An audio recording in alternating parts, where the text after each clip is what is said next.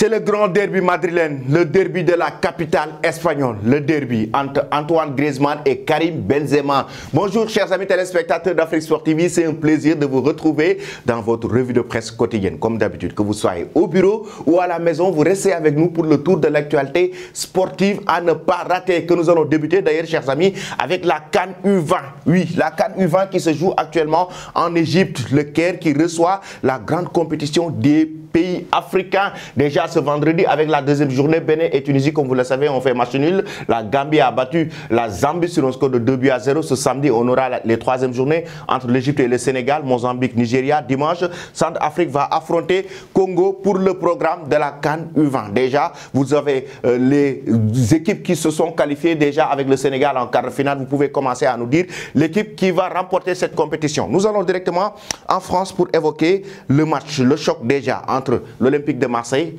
et le Paris Saint-Germain. C'est la revanche du club de la capitale française. Comme vous le savez, le PSG a été battu il y a de cela quelques semaines par l'Olympique de Marseille en Coupe de France. Éliminé en Coupe de France et c'est la grande revanche du club de la capitale française. Mais avant cela, nous allons parler de l'altercation entre Lionel Messi et Vitinha. Les deux joueurs ont eu des bis-bis à l'entraînement du club de la capitale française avant d'affronter l'Olympique de Marseille pour ce classico. Le Paris Saint-Germain, déjà du côté de la Ligue des Champions, qui est en difficulté, du côté de la Ligue 1 et qui s'efforce à remporter des victoires. On l'a vu difficilement face à Lille.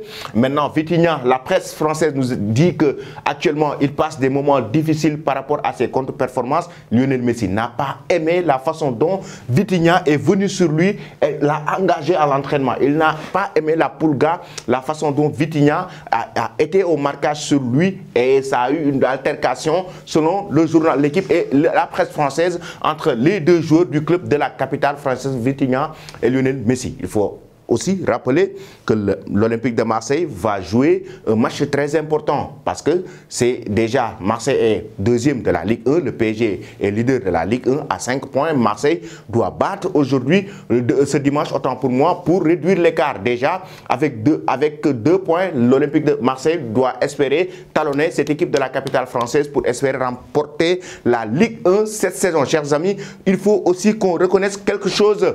L'Olympique de Marseille, à chaque fois qu'il joue face au Paris Saint-Germain, on sent l'engagement, la détermination. Mais par rapport aux autres équipes, on ne voit pas le même visage des Olympiens. Qu'est-ce qui se passe?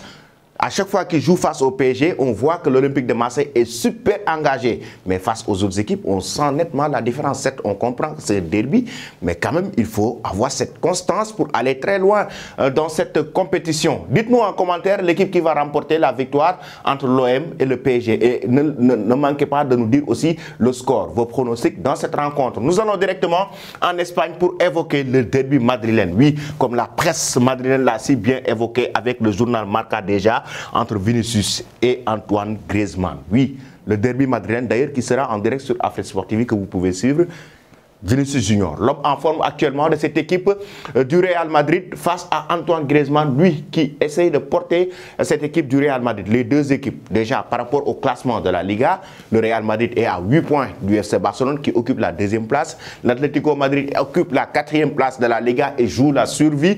Déjà le maintien, non seulement le maintien, mais aussi l'Atlético Madrid essaye de jouer la Ligue des Champions de la saison prochaine. Antoine Griezmann qui porte cette équipe des Colchoneros, Vinicius Junior, l'homme très en forme de cette équipe du Real Madrid qui est toujours présent au grand rendez-vous. C'est donc ce derby. Chaque fois qu'il y a ce match entre le Real Madrid et l'Atlético Madrid, on sent l'engagement, on sent l'engouement, on sent la détermination, que ce soit des deux publics, mais des 22 acteurs sur le terrain. Le journal AS nous parle d'un baby derby.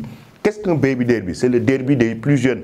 Les plus jeunes joueurs des deux équipes. Déjà, Eduardo Camavinga et Pablo Barrios du côté des Colchoneros, Eduardo Camavinga du côté du Real Madrid, les plus jeunes joueurs les deux équipes aussi vont s'affronter. Non seulement c'est le derby des grands joueurs, des stars, donc Karim Benzema, Antoine Griezmann qui ont l'habitude de s'affronter dans ces genres de matchs, mais les plus jeunes joueurs aussi vont s'affronter dans cette rencontre entre le Real Madrid et l'Atlético Madrid et ils vont donner beaucoup plus d'énergie parce qu'ils sont plus jeunes, non seulement par rapport à leur âge, par rapport à leur manque d'expérience, ils vont encore plus donner pour essayer de plus prouver au monde entier qu'ils sont là présents, qu'ils veulent devenir quelque chose dans le monde du football. On s'attend à un match électrique, chers amis. Nous allons rester en Espagne Mais avec le FC Barcelone, déjà nous allons débuter avec Mundo Deportivo, qui parle déjà de la blessure d'Ansu Fati. Mais il y a quoi? Une offre, Marcus Thuram.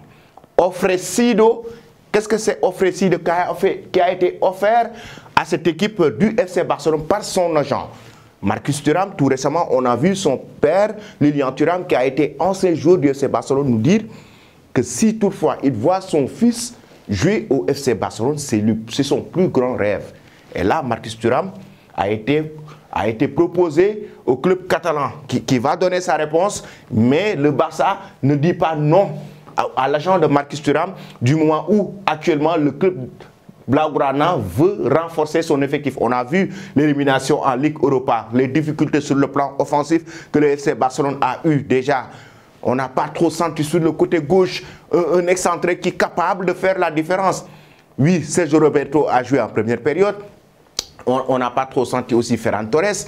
Ansu Fati actuellement est en difficulté avec les pépins physiques et tout. Le Barça a besoin de cet attaquant capable de faire la différence, capable de venir suppléer Robert Lewandowski en attaque. Et là, Marcus Thuram pourrait être la bonne alternative pour le club Blaugrana. De l'autre côté, Sport nous revient sur obligados a ganar el doblete. C'est quoi?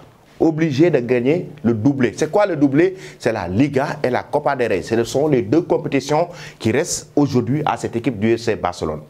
Ces deux compétitions qui restent au Barça, c'est la Liga et la Copa del Rey. Déjà, la Liga, on sait que le Barça va affronter l'autre classico en demi-finale de la Coupe du Roi, le Real Madrid, son rival naturel. Le Barça doit affronter le Real Madrid, mais en même temps, que ça soit en Coupe du Roi, mais aussi en Liga, le Barça, certes, est à 8 points, mais doit maintenir cette constance pour pouvoir rester leader de la Liga, chers amis. Nous allons maintenant en Angleterre pour évoquer l'entraîneur anglais, l'entraîneur de cette équipe des Blues de Chelsea, Potter, qui revient sur une interview très large entre Mirrorsport et Sunsport, qui reviennent sur ces mots chocs de Potter, qui reviennent sur les difficultés des Blues de Chelsea, que ça soit en Premier League. On sait que les Blues actuellement sont dans une situation très compliquée. Depuis l'arrivée de cet entraîneur, on sait que les Blues vivent des moments difficiles, mais en même temps aussi en Ligue des Champions, ils sont à un pas de l'élimination.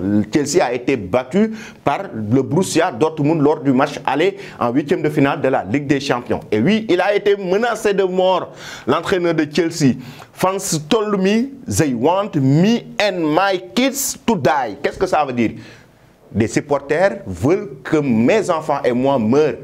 Il a été très clair par rapport à ces phrases qu'il a données, choc à ces mots qu'il a évoqués, parce qu'il a été victime de menaces de mort, lui et sa famille, l'entraîneur des Blues de Chelsea, raison pour laquelle il a fait cette interview pour interpeller, pour déjà parler, parce que c'est des supporters qui ne veulent pas accepter les moments difficiles que le club est en train de vivre, et raison pour laquelle il a fait d'ailleurs cette interview pour évoquer la façon dont ils sont en train, ses enfants, sa famille est en train de vivre ces moments difficiles, les menaces de mort, comment il l'a vu, et il a évoqué aussi que sur le plan mental, heureusement qu'il a été très fort, sinon ce sera vraiment difficile pour sa famille, c'est lui qui réconforte sa famille, donc ça affecte un peu sa psychologie, ça affecte un peu l'aspect mental. Donc voici l'interview que vous pouvez regarder sur Mirrorsport et Sunsport. Déjà, chers amis, je vais vous quitter avec cette image. 15 ans après, il retourne au Brésil. Après avoir résilié son contrat du côté de l'Olympiakos Fluminense, il retourne au Brésil. Marcelo, une des légendes du football brésilien, une des légendes du Real Madrid, après avoir passé 15 ans au sein, ailleurs, après avoir rejoint le Real Madrid, l'Espagne. Il faut rappeler qu'il a été formé déjà au Brésil par Fluminense. Il a rejoint le Real Madrid ensuite pour pouvoir retourner au Brésil 15 ans après. C'est une satisfaction pour les Brésiliens, satisfaction pour le football brésilien. Marcelo, chers amis. Merci beaucoup, chers amis. Restez connectés sur Afrique Sport. N'oubliez pas d'activer la cloche de notification. Abonnez-vous et très bonne journée.